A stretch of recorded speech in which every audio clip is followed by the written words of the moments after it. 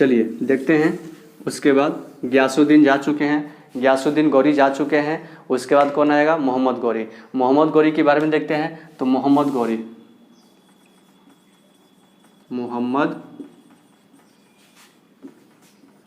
गौरी, ठीक है। इसका जन्म 1149 में होता है। 1149 में इसका जन्म होता है। और ये देखते हैं कौन कौन से अटैक करता है। तो ये अपने शासन में कौन कौन से अटैक करता है? तो ये अटैक करता है अटैक ऑन मुल्तान 1175 में। उसके बाद द अटैक ऑन पाटन 1178 में, जिसमें क्या होता है? Mohammad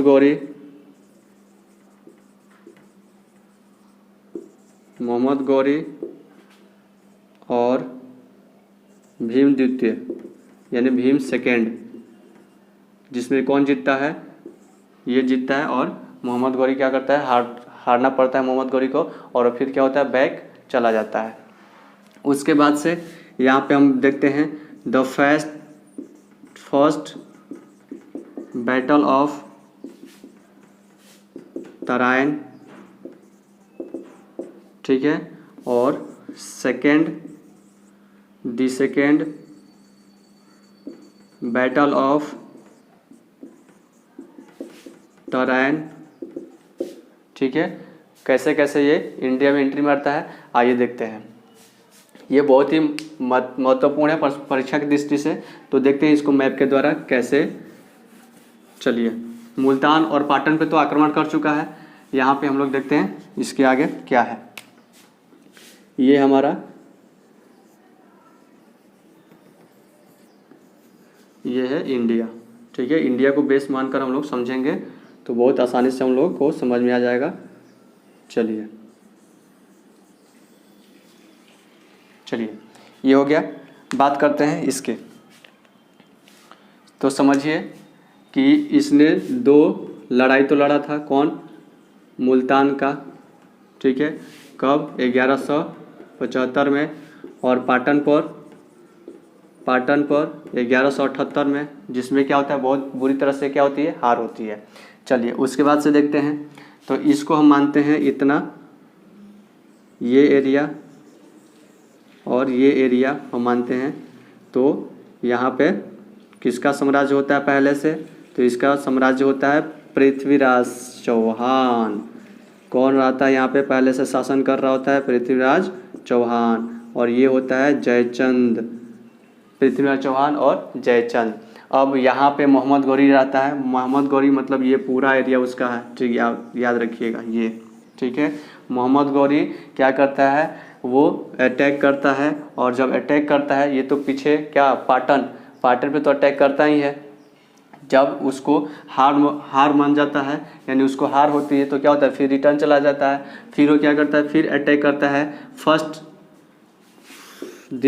first battle of Tarain कब? 1191 में क्या करता है? अटैक करता है। मोहम्मद गौरी कहाँ पे? इंडिया में। किसके साथ लड़ता है? तो पृथ्वीराज चौहान। उस टाइम पृथ्वीराज चौहान और जयचंद बहुत अच्छे मित्रता निभा रहे होते हैं, जिसका नतीजा क्या होता है कि ये मोहम्मद गौरी क्या होता है? हार जाता है। किससे? पृथ्वीराज चौहान से। पृथ्वीराज चौहान से क्या होता है? हार जाता है, ठीक है। और पृथ्वीराज चौहान क्या होता है? जीत जाता है। चलिए उसके बाद से पृथ्वीराज चौहान जब मोहम्मद गौरी को हराता है तो पुनः क्या होता है? लौट जाता है।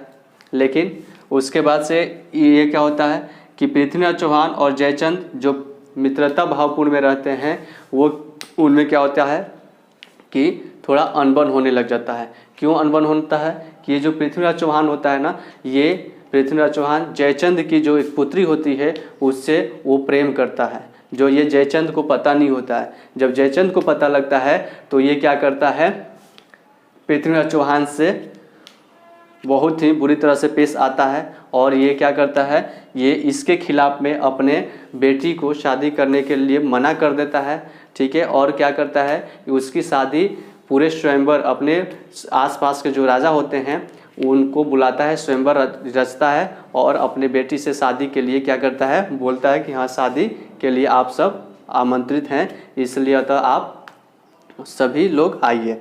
तो इसमें क्या होता है कि भारी महफिल में उसकी क्या होती है, उसकी बेटी जो होती है वो किसी के गले में वरमाला नहीं डालती है, ठीक है। क्यों? क्योंकि वो पृथ्वीराज चौहान से प्रेम कर रही होती है।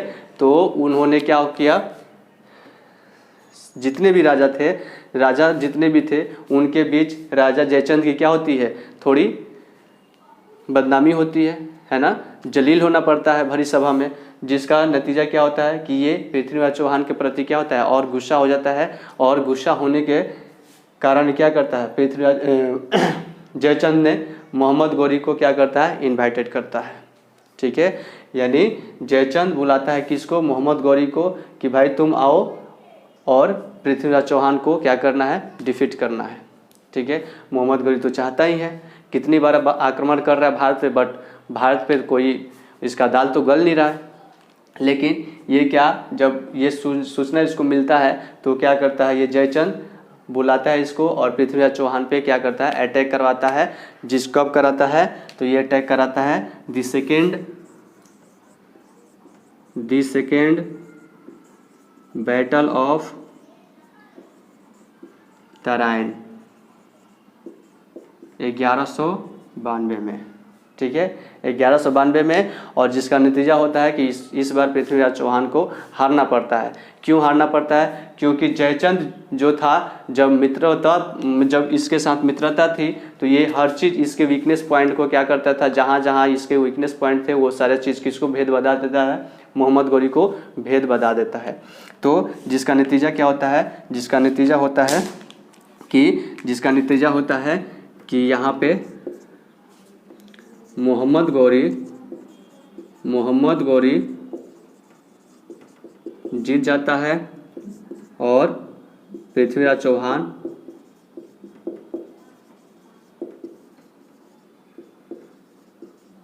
हार जाता है। आई बात समझ में? चलिए, अब तो जब हार जाता है तो यहाँ पे क्या होता है, मोहम्मद गौरी का कब्जा हो जाता है। कौन आ जाता है यहाँ पे आ जाता है मोहम्मद गौरी। जब ये सोच रहा होता है जयचंद कि अब मोहम्मद गौरी को हमको बुलाना चाहिए, तब इसके मन में एक भाव आती है क्या, कि जब जयचंद बोलता है कि जब मोहम्मद गौरी को हम बुलाएंगे तो हो सकता है कि उतना दूर से क्या होगा, जब ये मोहम्मद गौरी आएगा यहाँ पे तो इतना दूर तो शासन करने के लिए इंडिया में आएगा नहीं, तो क्या करेगा, ये डिफीट करेगा इसको और फिर पुनः वापस लौट जाएगा। लेकिन इसका जो मन में जो चलता है वो नहीं होता है। वो क्या करता है, they decided into rule on India, है ना। यानी वो डिसाइड करता है कि वो क्या करेगा, दिल्ली पर शासन करेगा, ठीक है। इसलिए कि इसके लिए बहुत से अथक प्रयास किए हैं, इसने 16 बार आक्रमण किए हैं, तब जाकर इसको क्या हुआ है, यहाँ पे सक्सेस मिला हुआ है। यानी मोहम्मद गौरी क्या करता है, मोहम्मद गौरी डिसाइड कर लेता है, जयचंद से बोलता है कि मैं कहीं वापस नहीं जाऊंगा, मैं यहीं पे रहने वाला हूँ, ठीक है। तो जिसका नतीजा क्या होता है, जयचंद क्या होता है, इससे गुस्सा जाता है कि भाई मैंने तुमको एज ए गेस्ट के रूप में इनवाइट किया था, अब तुम चले जाओ। लेकिन वो क्या करता है, ये भी क्या करता है, मोहम्मद गौरी जयचंद को हरा देता है। कब, इससे लड़ाई करके, और साम्राज्य को अपने मिला लेता है। The battle of Chandawar, the battle of Chandawar, ठीक है, द बैटल ऑफ चंदावर यहाँ पे लिख देते हैं। चंदावर का युद्ध, चंदावर का युद्ध कब करता है, तो ये करता है 1194।